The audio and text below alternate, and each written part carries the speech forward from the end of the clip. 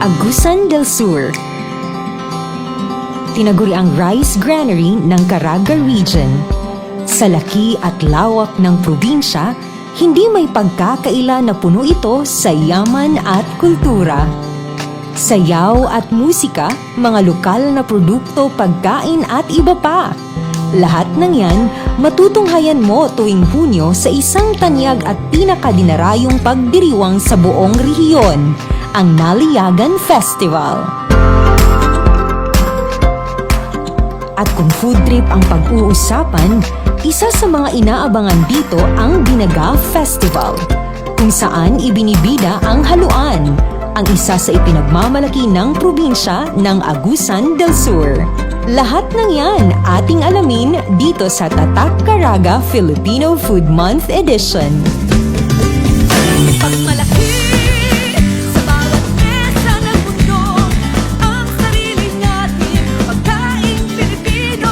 Pagpunyin, mahalin at pagyamanin, bahagi sa mundo, sa buwan ng kalutong Pilipino.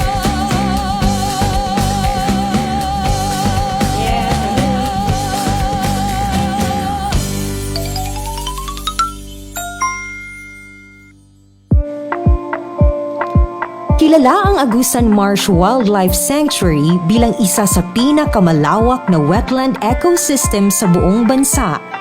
Tahanan ito ng mga natatanging likas na yaman, kagaya na lamang ng haluan.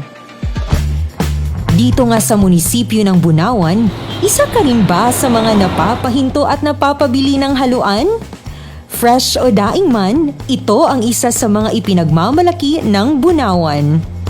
Kaya naman ngayong araw, ituturo sa atin ng Kalingayan Daingan Women's Association ang paggawa ng iba't ibang luto ng haluan.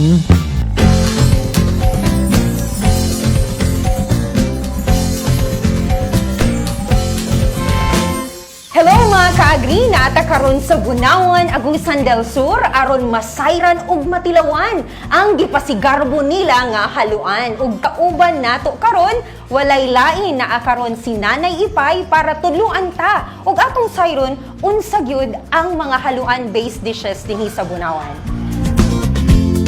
Nay, aha man pod makuha ang kaning mga haluan nga gipasigarbo sa Bunawan.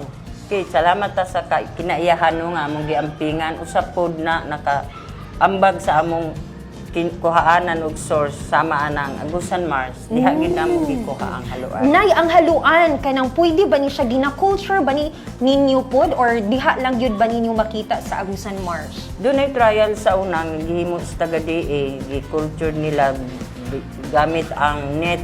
Mawala man jud ma'am, dili man mo pustro kay mulayas man siya. So, mao ni nga nature gyud ang among haluan gikan sa lake. Karon kaagri atong sayron ang mga ingredients para sa paghimo og haluan nga binaga og haluan nga ginataan. Para sa atong binaga nga haluan, ang atong ingredients ani isda ra gyud ug asin. Pagkatapos, mag-andam ta og uling aron ato ipasigap.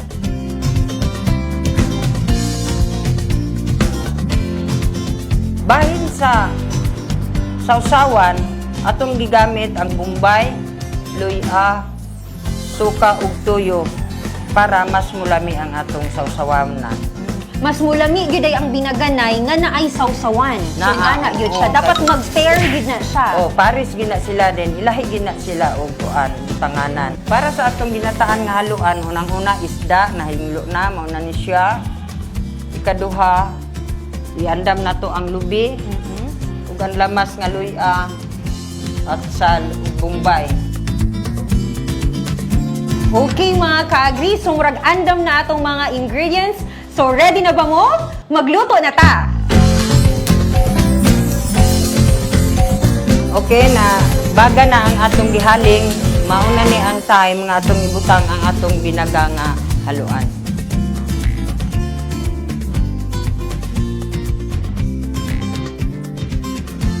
Unsay ilhanan nga naluto na siya. Ang iyang unod gikan sa pagsugba na color golden yellow na siya. O alang sa atong ginataan nga haluan, unang-una atong hingluan ang isda para dili siya lang sa kuhaan siya sili, kuhaan og mga hasang, tinai.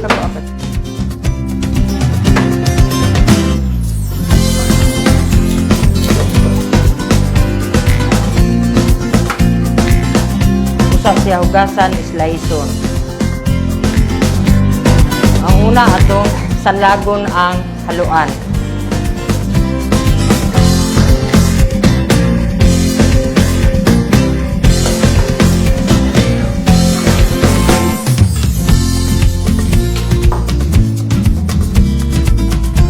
Ang sunod na itong buhaton, humana na hubas na ang isda, atong butang ang lamas tanan, isagol diha sa bowl.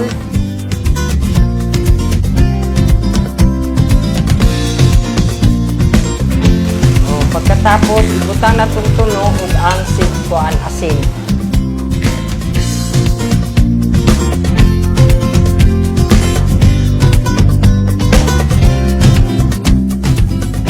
Okay, after 30 minutes, mailhan na to nga mubigay na ang bukog diha sa iyang unod. Mauna na ang mailhan nga naluto na. O, kini na ang ato ang ready to serve nga ginataang haluan. Sa pila ka minuto nga ato ang paghulat nga maluto ang ato ang binaga nga haluan o ginataan nga haluan. It's the time na kaagi para tilawan kung unsa gid kalami ang haluan dinhi sa Bunawan. Actually, ang iyang lasa kaagri, mura ragit po siya kanaganing mga isda nga atong mapalit sa palengke. Pero sa giingon ni Nanay Impay kaganihanay, unsa gani kalahian ani nga atong mapalit didto sa merkado?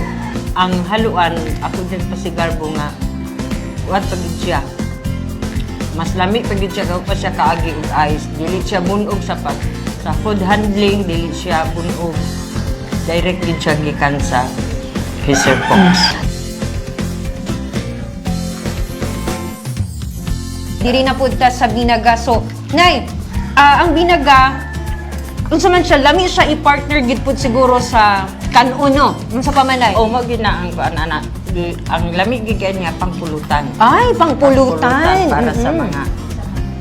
mga okasyon. Oh. Sige, Nay, atong tilawan ang binaga. At,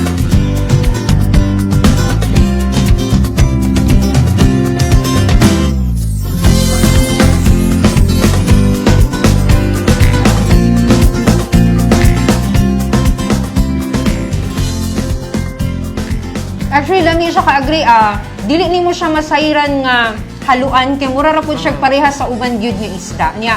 Nawala ang ako ang kanang giingon nila ba nga langsa, di man din siya langsa. So the best gyud ay kaayo ang haluan dinhi sa Bunawan ug bisan daw. Kung kayo naman ay busog na sa mga nakakatakam na ulam, perfect na isunod ang haluan ice cream.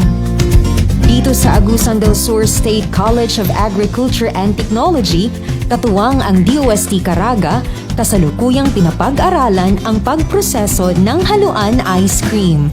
Sa katunayan, natikman ng team kung gaano ito kasarap.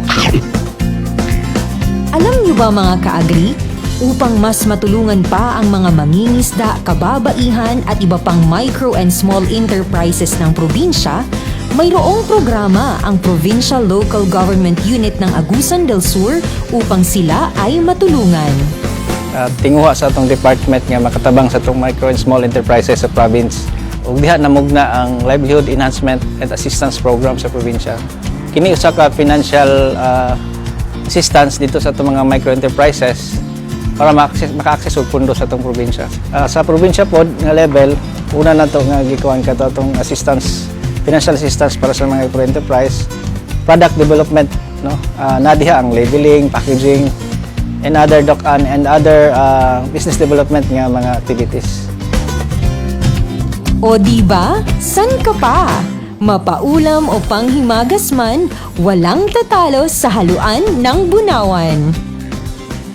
Sa buwan ng kalutong Pilipino, tunay na maipagmamalaki ang pagpreserba ng mga pagkaing sumasalamin sa tradisyon at kultura. Kaya naman, Ang Haluan sa Bunawan Agusan Resort,